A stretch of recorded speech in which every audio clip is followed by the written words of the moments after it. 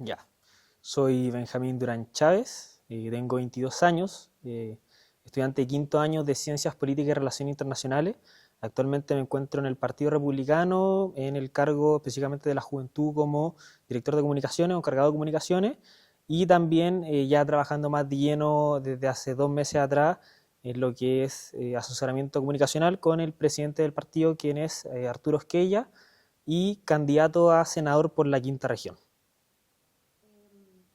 ¿Qué te motivó a a entrar al partido específicamente a Republicano? ¿Y hace cuánto tiempo? Bueno, yo estoy en el Partido Republicano hace relativamente poco. Yo en realidad empiezo a asistir esto a inicios de enero del año 2024, particularmente con una escuela de secundario universitarios que hace Acción Republicana, que hay que saber un poco que el Partido Republicano es una de las tres instalaciones que tiene la Gran Casa Republicana. Hay que acordarse, para responder a tu pregunta, pero brevemente con esto es una aclaración, que está el movimiento republicano, que se llamaba Acción Republicana, que parte con la campaña de José Antonio en el año 2017, después su salida de la UDI, y después tenemos lo que es Ideas Republicanas, que es todo el mundo de las ideas, el asesoramiento legislativo, y está el Partido Republicano. Entonces, la escuela como de formación, que es Acción Republicana, hizo este encuentro y ahí participé. Yo en realidad, como estudiante de Ciencias Políticas, en un inicio no quería militar en ningún partido, siempre he tenido más afinidad hacia la derecha, eh, y no quería militar porque quería ser bastante transversal en lo que es asesoramiento político, que es lo que siempre me ha llamado la atención, y asesoramiento comunicacional. Eh, y al final decido quedarme en el Partido Republicano porque dentro de mis cartas, que en primera instancia estaba Renovación Nacional y Republicano, vi al final un poco más de afinidad en mis ideas, más que nada en lo que se centra en familia, en lo que se centra un poco en el desarrollo de la sociedad, más en republicano más que en el clivaje de la alianza, bueno, con la llegada de Bópoli siendo Chile Vamos, en republicano más que en la antigua dicotomía de izquierda-derecha, si queremos decirlo de alguna forma. ¿Por qué derecha? Dijiste al inicio como, bueno, yo siempre me he identificado de derecha. ¿Por qué? Bueno, como dicen los teóricos que estudian el comportamiento electoral, en mi caso particularmente, mi afinidad hacia la derecha viene no solamente por una cuestión de estudio propio, sino también algo por la familia. O sea, hay que decir que el entorno social influye en la ideología que va a tener una persona desde su nacimiento hasta su desarrollo. Eh, Crecí en un entorno en donde sí se hablaba de política, sí se relacionaba al mundo de la derecha, y creo que esto fue un gran influyente en mi vida y lo que fue después mi ideología política, ya más marcado hoy en día con directamente la militancia en el Partido Republicano. ¿Hay alguien más de tu familia en el mundo de la política? Sí, pero tampoco es tan cercana, sino más desarrollaba labores que él dice que esto es pega, que era mi papá. Mi papá es periodista, trabajó en el gobierno de Piñera, trabajó en un ministerio. Eh, Después, bueno, antes de eso, cuando era un poco más joven, trabajó también en otras campañas presidenciales, tuvo un rol igual importante en lo que fue la última campaña presidencial de un candidato, particularmente me dice que no dé el nombre, ahí les puedo dejar la expectativa, el tema de él. Eh, y así, siempre ha estado relacionado desde el asesoramiento político o a ese asesoramiento comunicacional. Ha trabajado en municipalidades, bueno, su última como pega política fue el director de comunicación en la Florida, con el exalcalde Carter, y hoy en día ya se encuentra desarrollando labores más periodísticas en la municipalidad de Las Condes. Pero entonces tu interés no va como desde la familia, como que tú desde chico, sino parte como en la U. ¿Tu interés por la política? Mi interés real por la política en realidad siempre me interesó seguir el mundo político desde chico, porque yo quería ser periodista. Entonces, sí, es muy chistoso, me hubiese gustado estar en su puesto hoy en día. Eh, pero cuando tú creces leyendo diarios, cuando tu papá siempre fue periodista, te llevaba a sus medios de comunicación, uno igual como que va generando un desarrollo un poco sobre lo que está pasando en el mundo. Entonces, particularmente yo siempre fui una persona que de forma transversal ha criticado la violencia como método de acción política. Entonces, puede sonar un poco más picante, como se diga, un poco más fuerte, pero a veces las manifestaciones, cuando eran de forma ilegítima, las consideraba que estaban mal. Y como siempre se relacionaba a la manifestación en donde había banderas de Ucamau, bandera del Partido Comunista, Partido Socialista, me fue generando un rechazo hacia eso y a su vez hacia un poco la ideología y de la forma en que querían hacer política. ¿Y para qué están en las juventudes republicanas? Primero que nada, creo que es una experiencia muy sorprendente por la cantidad de personas que conoce, saliéndome quizás de la respuesta tan política, pero estar dentro de una juventud política, fuera de izquierda o fuera de derecha, creo que permite a los jóvenes poder expresar su voz a veces en temas que son tan difíciles como la política misma, porque hoy en día se cuestiona mucho la política y ya está muy manchada la política cuando la política no está manchada. Lo que mancharon como tal el hecho de ser político o la política son los que estuvieron dentro de ese mundo.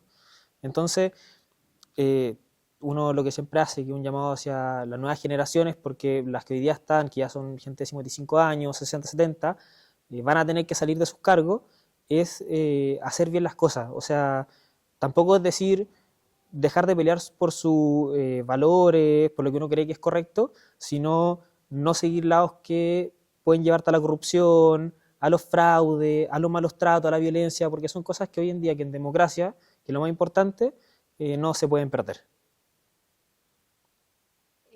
Yo quería preguntar más Sí. sobre la juventud. ¿Cuál crees que es como la diferencia entre la juventud republicana con las otras juventudes? Ya sea, por ejemplo, la nueva generación de UDI, la de Ya. PM. Mira, particularmente la juventud republicana, yo creo que a diferencia de la nueva generación EUDI o quizás la juventud de Renovación Nacional, viene siendo el inicio que dio y la forma de transmitir la ideología hacia la misma juventud. Ha sido una juventud que desde el año 2021, cuando empieza a tomar fuerza, bueno, con diferentes personajes, ahí en ese entonces estaba Vicente Bruna, Chiara Barchesi, que hoy día es candidata y diputada por el distrito 7, si no me equivoco, ahí después si me pueden corregir, la región de Valparaíso. Eh, Fueron jóvenes que en el mismo eslogan que tenía José Antonio en esa época, decidieron atreverse a decir las cosas. Creo que a diferencia de la UDI, que venían con un legado muy importante y con un peso muy importante, no solamente para su partido, sino para la derecha, que era la defensa de valores que tenía Jaime Guzmán. O sea, yo creo que hoy día cualquier persona de derecha ve a Jaime Guzmán como un referente político, no así como un guzmaniano como tal. Una vez dijo José Antonio en una entrevista, esto fue hace el año 2020, le preguntaron, ¿tú eres guzmaniano? Dijo, no, yo sigo las ideas, pero no soy guzmaniano, no me bandero quizás por algo. Eh, la UDI perdió eso y esa falta quizás de voluntad de seguir la idea fue lo que capitalizó particularmente Republicano y la juventud republicana, en donde te atreves a decir lo que piensas, te atreves en un mundo en donde, bueno, hoy en día no es lo mismo ser de derecha que en el 2021 o que en el 2019. Entonces en el 2021 era una juventud que se atrevió a decir las cosas, se atrevió a defender los valores y se atrevió a salir a abanderar un candidato sabiendo que era catalogado como el candidato de la extrema derecha, el candidato nazi, el candidato fascista, y saber que eso también tiene un peligro hacia la integridad propia porque en las calles te puede pasar algo. Y así a muchos les pasó que les tiraron piedra, bueno, nada, para qué decir en mi caso, que te tiren escupos, que te tiren los flyers, pero es parte de la política, lamentablemente, tener gente que no respeta la diversidad de opiniones y considera que la violencia es la forma de hacer política. Pero eso particularmente que se diferencia, para sintetizar, la UDI con republicano o la juventud republicana con el resto de juventudes, es que fue una juventud que sí se atrevió a defender las ideas cuando nadie quería hacerlo. Otra pregunta, ya hablando más sobre juventud y como lo que se hace ¿Mm? en juventudes, ¿cuál crees tú que son, o sea, cuáles son como las principales actividades que hacen, que realizan ustedes para ¿Ya? convocar a más jóvenes? Porque a nosotras nos ¿Sí? llamó mucho la atención el banderazo que había muchos estudiantes de colegio. Entonces, ¿cómo llegan incluso a escolares? Mira, bueno, cuando uno hace un poco el estudio de los jóvenes, de quiénes son hoy día los que apoyan mayoritariamente a la campaña de José Antonio, en base a bueno, diferentes encuestas, la encuesta Ipsos establece que el 27% de los jóvenes, el rango etario que se establece como juventud, que es de 18 a 29 años, sigue mayoritariamente a José Antonio. Entonces, la forma que nosotros tuvimos de capitalizar estos resultados que aparecen en la encuesta fue a través de, bueno, ahora que en campaña, hacer los banderazos. Antes de las campañas nosotros hacíamos lo que eran los bienes republicanos, que eran instancias súper familiares, juntamos a los chicos en el partido, hablábamos sobre cuáles son las convicciones, cuáles son los valores, porque hoy en día nosotros tenemos que ser muy claros en una cosa. Si nosotros hoy día queremos tener jóvenes en las calles defendiendo la idea de José Antonio, defendiendo la idea del Partido Republicano y defendiendo el programa que presentó José Antonio para esta candidatura, hay que formar a los chicos. No nos sirve tener jóvenes que vengan solamente a defender una imagen sin tener el argumento previo para poder defenderlo. Porque si en un caso hipotético, si es que ya ustedes llegan a entrevistar a un chico y ese chico le preguntan, ya, pero ¿por qué tú defiendes a José Antonio? Y el chico no te sabe responder, eso no es bueno. Entonces nosotros formamos un poco tanto al joven en sus ganas de querer participar, pero también en cómo poder participar, por qué defender esa idea, y eso ha llamado mucho la atención en el resto de juventudes. Al final lo que hicimos, y hay que ser honesto, es seguir un poco el legado de lo que fue la UDI antigua de Jaime Guzmán. Entonces nosotros remarcamos mucho eso, que todo lo que hizo Jaime Guzmán, esa cuestión de formar a los jóvenes, de preocuparse por el joven formado, bueno, lo dije 2 veces, pero se entiende, es fundamental para la política nacional. Inclusive se dice mucho en el partido, y a mí me ha pasado, es más importante que tú estés en tus clases estudiando que estés hoy día haciendo política. No sirve de nada tener jóvenes que prefieran dejar de lado sus estudios para hacer política, porque el día de mañana la política va a morir y el joven se va a quedar ahí. Yo creo que los jóvenes hoy día siguen a Kast, particularmente porque es de los políticos, junto a Kaiser, que también ha tenido en la última encuesta una subidilla en torno a sus puntos, porque son de los personajes políticos que, valga la redundancia, se atreven a decir las cosas que quieren escuchar.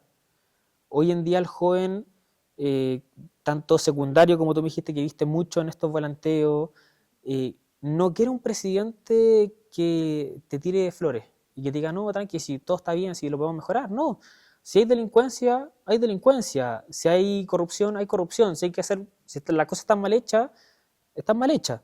Y te pongo un caso súper sencillo, algo que fue a la vez contraproducente, pero a la vez fue muy bueno. No sé si tú te acuerdas del caso del diputado Urrio Tocochea. ¿Te acuerdas? Ya, un ex diputado republicano, el cual se le hace la renuncia de la militancia por pasarle la tarjeta de la benzina a la señora. Entonces está haciendo un mal uso de los gastos asignados por el Congreso. Se le sacó del partido porque al final no sigue los pilares fundamentales del partido. Yo creo que eso, a pesar de que algo que fue en contra, la gente lo miró dentro de todo bien porque el partido al final defiende esa idea de la probidad, del buen uso de los recursos, etc. Entonces por eso yo creo que los jóvenes hoy en día se interesan por José Antonio, porque cuando hay que decir las cosas se dicen. Y no hay que decirlo a media, ni medio escondido por la encuesta, sino, si la cuestión está mal, hay que decirlo, está mal hecho. ¿Qué es para ti ser de derecha ahora? Porque dice que no era lo mismo ser de derecha en 2021. Para ti ahora. No me refiero en el tema, quizá, yo me refiero hoy día a ser de derecha, no es lo mismo en el 2018, 2021, 2019, perdón, porque tú al defender las mismas ideas, eran tratadas de forma diferente. No es lo mismo hoy día ir a debatir, te pongo un ejemplo, lo que fue, ya en el caso universitario, una federación de estudiantes, que las más clásicas que uno conoce hoy día, el movimiento gremial en la Católica, NAU, también que es de la Cato, bueno, Solidaridad, que es de la más reciente. No es lo mismo defender tus ideologías políticas más ligadas al mundo conservador o de derecha hoy en día que en el 2019, porque antes era recibido de una forma diferente. Antes tú, si decías que era de derecha, te catalogaban de facho. Pero hoy en día parece que ser de derecha tampoco es algo tan loco, porque al final el discurso ha sido el mismo. Es cosa de ver, inclusive que es parte de la campaña de José Antonio, que es, no estamos diciendo nada nuevo, estamos diciendo lo mismo que dijimos en 2017. La diferencia es que en 2017 nos tiraban piedras por decir algo como mayor seguridad, mayor implemento a carabineros, lo que fue en su momento un planteamiento que era darle más atribución a Carabineros con el reglamento del uso de la fuerza, la RUF, y que hoy en día es una realidad y que toda la gente quiere que Carabineros pueda utilizar su arma de servicio para defensa propia o defensa a un civil que está bajo ataque, y así sucesivamente. Entonces, hoy en día la gente tiene otra percepción sobre lo que es ser de derecha. Antes quizá esa derecha, que va a sonar muy cliché, pero la típica de, no, el típico que vive en las tres comunas, Lo Barnechea, Vitacura, Las Condes, que es rucio, ojos azules, que va a carretear a Cachagua y a Reñaca con los primos que son como 15 y tienen apellido raro. ¿Cachai? Entonces, hoy en día ser de derecha, inclusive, bueno, me gusta mucho el tema de las encuestas, pero la representación que hoy día tiene José Antonio no está mayoritariamente en los sectores ABC1. Hoy día están los sectores más de clase media baja, por lo mismo. Entonces, las ideas se ven desde el sentido común, que estoy citando muchos eslóganes que probablemente se habrán dado cuenta, pero que las ideas de derecha parecen ser hoy día más de sentido común, más que algo ideológico. Más que tú sabes que hoy día el centro de, o lo que nosotros planteamos, que el centro de la sociedad es la familia, o el núcleo fundamental de la sociedad es la familia, y no es el individuo. Donde tú no quieres defender solamente a la persona por ser persona, sino tú quieres defender a lo que es la persona con el entorno. Tú quieres defender al estudiante con los padres, tú quieres defender a los abuelos, ¿cachai? Tú quieres defender todo, no solamente a la persona. Entonces, creo que hoy en día son ideas que son más de sentido común, más que a veces algo tan político. ¿Crees que la izquierda no tiene ese sentido común? Yo siento que sí, son diferentes percepciones en torno a lo que hoy día la gente considera que es sentido común, particularmente, no sé, en temas de seguridad, que es uno de los temas más contingentes y creo que más ha hablado en lo que va a ser este debate presidencial, lo mismo con el tema de las pensiones. Yo creo que hoy en día todos queremos que haya mejores pensiones para los adultos mayores, todos queremos que haya mayor seguridad, todos queremos que los estudiantes puedan estudiar tranquilos, todos queremos que en el caso de las mujeres puedan llegar tranquilos a sus casas sin el miedo a que las puedan raptar, asaltar, acosar.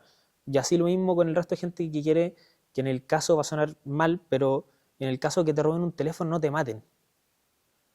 Entonces, yo creo que en el gran espectro político todos queremos lo mismo. Eso es sentido común. Lo que hoy día pasa es que cada uno quiere llegar por su propia vía a lo que considera que es correcto, pero todos queremos lo mismo. Todos queremos que uno pueda conseguir pega después de estudiar, que puedas trabajar de una forma correcta sin que vulneren quizás tus derechos a, no sé, a libre tránsito. Un ejemplo con las movilizaciones que son ilegales. Yo creo que todos queremos lo mismo y particularmente no siento que haya alguien que tenga la verdad absoluta, sino que todos tenemos formas diferentes de poder llegar al mismo camino, que es mejorar al final la vida de todos los chilenos. ¿Cómo las juventudes también se hacen parte y cargo de como una buena parte del partido? Pero por eso quizás tu labor. Ya, a ver, nosotros, lo digo no solamente como yo, lo digo más que nada porque todos tenemos un equipo. Cuando estaba un poco más estructurada lo que era la directiva de la Juventud Republicana, encabezada por Vicente Martínez, que es actual concejal en Santiago, así como Martín Muñoz, que también está en la directiva y es concejal hoy día en Conchalí, Martina Díaz, concejal en La Florida, Valentina Escobar, concejal en Peñalolén, y bueno, y así como Jeremía y más personas. Lo que nosotros teníamos que demostrar a los jóvenes era qué es ser republicano, cuál es un poco lo que nosotros pensamos, cuáles son nuestros estigmas, de qué estamos a favor o qué estamos en contra. Inclusive nosotros cuando se aprueba esto, si no me equivoco, habrá sido cerca de enero o febrero, cuando Chile Vamos decide aprobar junto al partido de izquierda lo que es la reforma de pensiones y donde Republicanos se puso en contra. Nosotros particularmente, yo me acuerdo que lo primero que dije, o sea, acá tienes un momento donde tú puedes pegarle a el que tú tienes al lado, porque supone que está al lado tuyo. O sea, defienden las mismas ideas, puedes plantear proyectos que son similares, que puedes tener diferencias en ciertos temas, pero temas fundamentales como lo que fue la reforma de pensiones, discreparon, y eso igual tú puedes marcar una diferencia entre el republicano y ponte la UDI. Entonces, nuestra estrategia en realidad era bastante simple, no te lo voy a negar, nosotros teníamos reuniones constantes, donde más que nada yo llegaba, presentaba, decía estos son los temas fundamentales que pasaron en la semana, ¿cómo los vemos? No sé, ¿qué pasó con tema Monsalve? Pasó esto y esto y esto, este es el argumento que se usa, este no, este sí. Con este otro tema, no se dice esto, se dice esto otro. Y como la política es tema de contingencia, a veces podíamos estar súper tranquilos en el partido, tomando un café, fumando un cigarro, súper piola, y de repente pasó algo en el norte de Chile y, oye, pasó esto, chuta, ya empecemos, ya, oye, hay que subir esto, hay que decir esto, hay que grabar un video, así. Entonces, también nuestro rol era mostrarle a los jóvenes también por qué ser del Partido Republicano.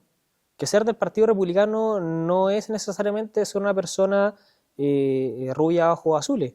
Inclusive una de las grandes cosas que a nosotros en Twitter, cuando hacíamos cuestiones con la juventud y se subían, no molestaban, era particularmente porque no veis tanto chico rubio, medio blanco, con el estereotipo de ser el típico alemán, sino que era como, sin estereotipar claramente, pero era gente más morena o gente no tan árida, si queremos de alguna forma. Entonces, sí, suena duro, pero es parte de a veces sacar el estereotipo que hay en torno a un partido y hacia las personas que siguen ese partido. Entonces, nuestra estrategia igual era clave, era demostrar igual ese poderío desde los jóvenes, esa juventud que se supone que era la que apoya a un candidato presidencial y que lo iba a apoyar de nuevo en otra candidatura, uno de los partidos que tenía mucha candidatura jóvenes para lo que fue la elección municipal y así sucesivamente. Hablando de lo mismo, ¿cuáles ¿Mm? crees tú como los temas o como los valores como que más llaman la atención a los jóvenes a unirse al Partido Republicano? Mira, yo creo, por lo que he hablado con jóvenes, creo que todos defendemos particularmente tres cosas. Bueno, tenemos un parte, pero esto es como un extra, un grupo que es bastante cristiano, bastante católico, los que más se guían por los valores tradicionales de la iglesia, que aparte uno de los puntos que tiene el Partido Republicano en su estatuto, si queremos decirlo de alguna forma. Y tenemos los chicos que somos como la gran mayoría que al final defiende esta idea de un poco el libre mercado, el estado de bienestar, perdón, el estado benefactor, muy clásico de la sociedad, de la doctrina social cristiana de la Iglesia, bueno, el tema de la familia como el centro universal y más que nada todos seguimos el mismo punto que es cuestionar la violencia como acción política. Somos como todo lo opuesto a lo que es quizás movimientos más de izquierda, estilo partido de juventudes comunistas, juventudes socialistas, que son los que te salen a la calle a marchar, donde estáis con lienzo y donde el que grita más es el que más se escucha. Somos más los jóvenes que si tienen que defender su idea no las van a hacer quizás en la calle, pero la van a hacer en los espacios como radio, la van a hacer espacios como en algunas universidades, van a buscar otros espacios para poder transmitir su idea. No sé, a veces vemos programas como el Jóvenes Politiqueros, creo que igual quizás lo conozcan, pero es un clásico programa en donde están tres chicos, cuatro en realidad, tengo el gusto de conocer a dos, que es Borja Yáñez, actual presidente sí, del movimiento gremial de la FEUC, y a Cris Rojas, que hemos sido panelistas mucho en Política de Choque, un programa que también se hace. No sé si está, no sé, Irreductible, Nuevas Voces de la Agricultura, el programa Nuevas Voces que es liderado por Tomás Bengolea, que también es uno de los jóvenes que busca transmitir su idea, entonces son diferentes espacios para al final transmitir ideas y esa es como una particular diferencia que hay. ¿Quién es tu político referente actual? Arturo Esquella. Casualmente terminó siendo la persona con la que iba a trabajar, pero sí, en realidad Arturo era un político que seguía hace mucho. Nunca se lo he dicho porque siento que hace un poco como fanático. Eh, pero sí, en realidad lo sigo desde que fue candidato el 2010, después de su segundo periodo. Ahí más lo seguí con redes sociales. Cuando recién estaban partiendo, usaba mucho el tema de Facebook. Eh, y era lo de los políticos que me gustaba porque puede estar esta batalla cultural sin necesariamente tener que decirle siempre al otro lo malo que lo hace. Si no, tus ideas son tan buenas que el resto entiende por qué son buenas. Y es de ese estilo de político. Que cuando tiene que decir o como uno le dice, hacerle el cariñito al otro, se lo hace. Pero que no es una lucha constante de perros chicos cuando la pelea real está en otra parte. Entonces era el político que admiraba y bueno, las cosas de la vida dio que terminara trabajando con él. ¿Y cuál es la importancia para ti de ser joven y estar en política? Los jóvenes hoy día tienen un rol fundamental no solamente en la política, sino en la sociedad. Los jóvenes somos, no como se dice, los jóvenes no somos solamente el futuro, somos el presente. Nosotros tenemos que tomar muchas veces el rol de ser el cuidador de nuestros padres, cuidador a veces de nuestros abuelos. Hay algunos que ya son padres y tienen que cuidar a hijos y seguir dando espacio a nuevas generaciones. Y también nosotros tenemos un rol que es, va a sonar un poco cliché, pero es proteger donde todos vivimos. El joven tiene que encargarse de cuidar lo que está, mejorar lo que está. Si uno ve quizá una basura en el piso, no cuesta nada quizás agarrarla y tirarla al basurero. Si uno anda quizás con cajitas de jugo, en vez de tirarla al piso, guardársela en la mochila y tirarla a la basura. Al final son esos pequeños cambios que te hacen generar algo en la cultura de la sociedad. A mí me pasa mucho que uno va a hacer la micro en el metro va lleno y uno ve una señora para de 90 años, quizá con bastón, y nadie es capaz de darle el asiento. Y eso no es una cuestión política, es una cuestión de valores que a veces vienen desde la casa. Y somos nosotros los jóvenes al final los que tenemos ese deber de mejorar la cultura que hay en este país, porque lamentablemente nuestros padres hicieron una muy buena generación en el país, pero lamentablemente las generaciones que le siguieron, bueno, en mi caso mis papás tienen 53, mi mamá 50, pero en los casos que le siguieron, que como los millennials, fueron un poco los que destruyeron un poco el mundo en general y perdieron un poco los valores que era el respeto y cosas básicas, un gracias, un de nada, un por favor. Entonces, creo que hoy día los jóvenes, quizá alejándonos un poquito de la importancia del joven en política, sino el joven en la cultura. Porque teniendo una buena cultura puedes tener una buena política. Mira, yo el estallido social me tocó vivirlo cuando yo estaba en tercero medio, estaba en el colegio todavía. No me tocó vivirlo tan fuertemente porque estudiaba acá cerca, ¿no? En realidad estudiaba en un lugar bastante tranquilo, las pocas y nulas manifestaciones fueron una, que eran de colegios que estaban cerca, pero sí, más que nada me tocó vivirlo, la cercanía y el miedo era por mi papá, que trabajaba en el Ministerio de Defensa. Entonces, que le tocó a él estar muchas veces en lugares donde le tiraron piedra, en donde una vez me contó que uno de sus compañeros salió a comprar almuerzo con la credencial y le tiraron una piedra, tuvieron que ir a buscarlo porque estaba sangrando, también me generó un poco de miedo. Entonces, eh, particularmente no estaba en contra de lo que se pedía en el estallido, como mejorar las pensiones, bueno, claramente lo de abolir el sistema neoliberal considera que era una barbaridad, si te soy sincero, pero mejorar la salud es algo clave que falta hoy en día, que no ha sido una política de Estado que no se ha realizado bien, que llevamos desde el 2001 prometiendo acabar la lista de espera, cuando Bachelet era ministra de Salud, y hasta el 2025 hoy en día no se ha logrado bajar, inclusive ha aumentado mucho, y así sucesivamente cosas, educación, salud, vivienda, pensiones. Yo hablo de octubrismo con las personas que justificaron y avalaron la violencia como método de acción política, con las personas que pensaron que quemando hogares, que quemando locales, iban a generar un cambio en el país.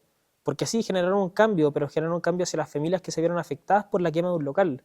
Se vieron afectados por que te dejaron sin un metro, porque te dejaron sin una micro, porque tuviste que caminar 15 cuadras o 20 cuadras para tomar una micro y no la pudiste tomar y te demoraste 6 8 horas llegando a tu casa.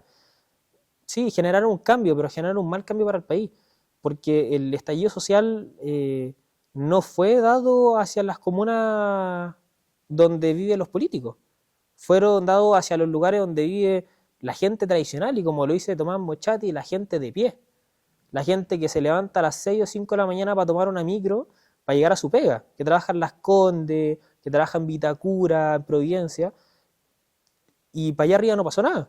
Pero uno iba bajando, pasaba ahí por la Alameda, estaba todo cortado, tenía que ir hasta San Diego, San Ignacio, está todo cortado. Entonces le hicieron más daño a la gente que de verdad tenía que sacrificarse por el país, más que un daño hacia los que ellos querían, que era hacia la clase política. Bueno, yo quería hacer una pregunta un poco más densa, porque ya me habías dicho, ¿Ya? no es de nada como... No, dale, no, hasta aquí. con confianza. Porque antes hablaste de que habían recibido actos de violencia, ¿Mm? como escupos, gritos, y quería saber si tú tenías algún episodio como que nos pudieras contar, que no sé. Mira, te voy a contar uno que me pasó hoy día, en realidad, hace poquito, está fresquito.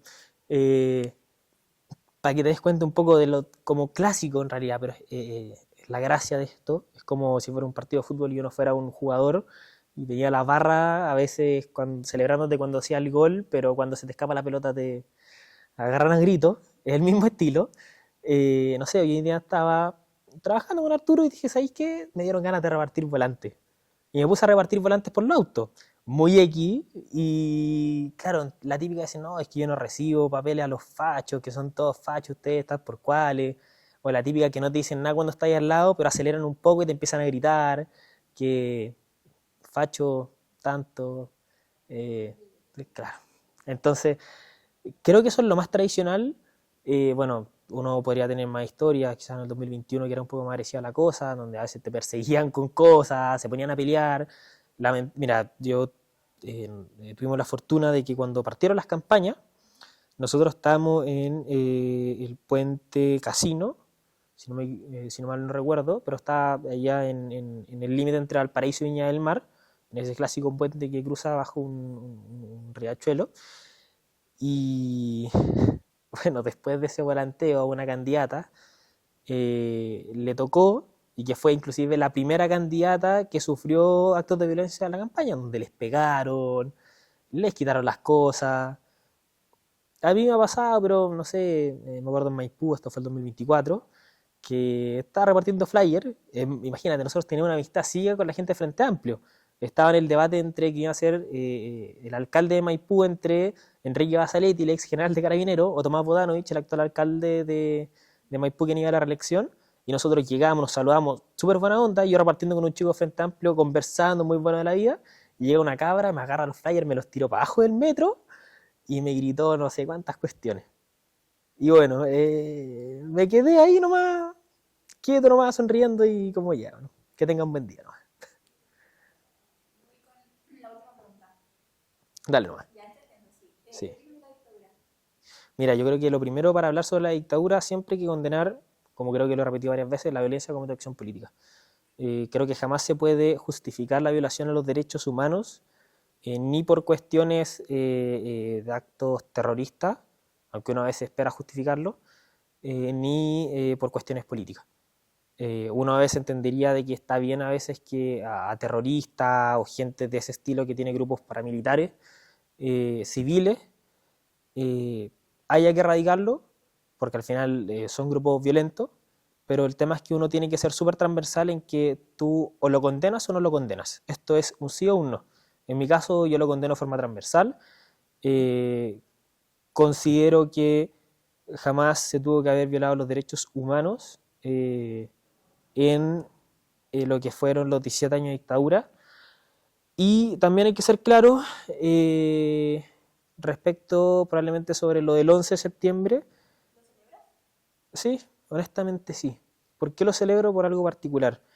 Defiendo eso sí que, y admito, que Allende fue un presidente elegido democráticamente, claramente con un sistema electoral diferente, porque no sale con mayoría, pero el sistema que tenía en ese tiempo Chile electoralmente era diferente, en donde él sale electo, si no me equivoco, con un 36% y es rectificado por el Congreso, pero siguiendo unos acuerdos que se le dicen como los acuerdos presidenciales o de derechos humanos de la época, que después terminan siendo vulnerados. Claramente la historia se puede tomar de que puede haber un intervencionismo de Estados Unidos, que hubieron más factores que al final hicieron que el gobierno terminara en una muy mala situación a nivel de país, y que terminó que la gente pidiera al final la salida del gobierno, que terminó dándose con el Congreso un 26 de abril de 1973, donde el expresidente Allende no termina de salir, empieza a hacer las clásicas guerrilleras que habían dentro de la moneda, que la bien conocía el GAP, que era el grupo de amigos del presidente, y que después termina ya el 11 de septiembre saliendo vía armada por las fuerzas militares que tenían el país, y terminan derrocando gobierno y asume ya los militares el poder. O sea, era inevitable. No sé si seguiría la misma palabra que diría Evelyn Matei. Es evitable tener gobiernos que vulneren al final acuerdos democráticos, como lo fue el gobierno de Salvador Allende, de que vulnera acuerdos democráticos los cuales lo hacen terminar que el Congreso le pida la salida y que hasta al final no la hace. Y ahí en donde quizás podemos ser un poco más maquiavélicos, pero la dictadura en ese caso es una medida para poder establecer el orden en los países, siempre y cuando después de un periodo de tiempo vuelvan a haber elecciones en el país para elegir a alguien que lidere de nuevo el Estado correspondiente.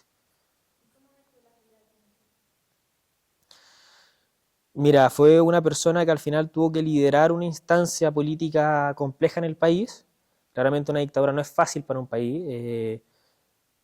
A todos nos gustaría hoy en día que exista el mismo orden, a todos nos gustaría que exista un poco esta noción de poder salir a la calle tranquilo, en donde tú al final cedes tus libertades con el fin de que haya mayor orden, pero al final, como te dije anteriormente, el hecho de justificar a veces que hayan matado personas, quizás por un bien político, inclusive un bien económico, nunca es bueno. Entonces, si yo lo tuviera que evaluar, lo evalúo con un 5 sobre 10 porque fue la persona que tuvo que asumir después de lo que fue el 11 de septiembre. No, en realidad no. No puedo ver a alguien como referente al final una persona que viola los derechos humanos, porque al final estaría en contra de mis propias creencias valóricas, y alguien que siempre y recalca que no se puede usar la violencia como método de acción política, al final estaría vulnerando mis propios valores. Entonces no lo puedo ver como un referente. Sí, considero que era la forma que tenía que salir, ya que no siguió los pilares establecidos por la Constitución chilena. Era la forma que se establece no solamente de la forma política, sino inclusive desde la misma ciencia política que establece, como lo hacían los romanos, después del caos, tiene que haber un orden. Y en este caso fue el orden, se sobrepasaron con 17 años, debería ser mucho menos, era volver a tomar el orden, establecerlo en el país, hacer elecciones democráticas. No, en realidad no. Considero que la dictadura jamás, después ya de lo ocurrido, es buena porque no quiero quizás politizarlo tanto, pero así como quizás tenían más afinidad en este clivaje de los que defendían la dictadura y los que estaban en contra de la dictadura, quizás a ti a veces te toca estar en el otro lado de la historia. Entonces, yo soy muy de ese estilo de que así como tú la condenas un momento, quizás a ti te toca vivirla desde la otra posición política.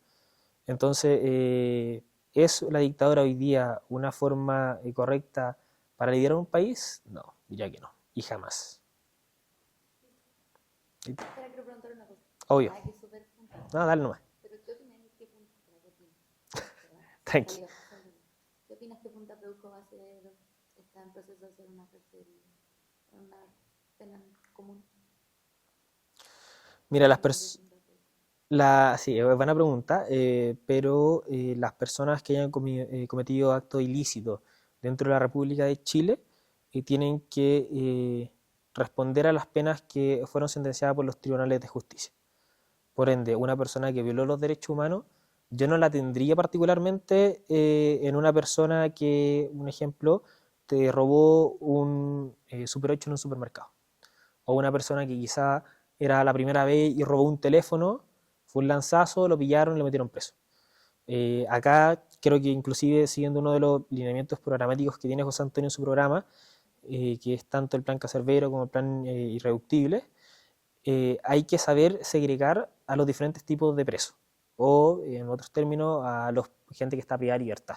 Porque hoy día no podemos tener a un narcotraficante de alto mando con una persona que haya cometido un delito tan sencillo como robar un confort, quizás a veces robar comida en un supermercado, que hoy en día pasa. No quiero justificar el robo, pero al final son tipos de delitos diferentes. Y si tú los segregas, al final puedes rehabilitar a esa persona y reinsertarla socialmente en la sociedad, valga la redundancia. En cambio, si los tienes juntos, quizá esa persona que se podía haber reinsertado a la sociedad va a terminar trabajando como un soldado de dentro de las cárceles hacia los mismos narcotraficantes. Y lo mismo con el tema de Punta Peuco, particularmente por qué habría que hacer más cárceles en Chile, a pesar de que es algo que se ha cuestionado mucho, es porque hoy día, aparte de que hay muchas personas en las cárceles, y uno también tiene que saber que tiene que brindarle parte de derechos humanos, si queremos decirlo, tiene que estar esta segregación por tipo de delito cometido. Porque al final, y repito, si tenemos a delincuentes de alta peligrosidad con un delincuente con presidio menor, ese delincuente se puede terminar yendo por malos pasos, cuando puede ser perfectamente alguien que vuelve a la sociedad.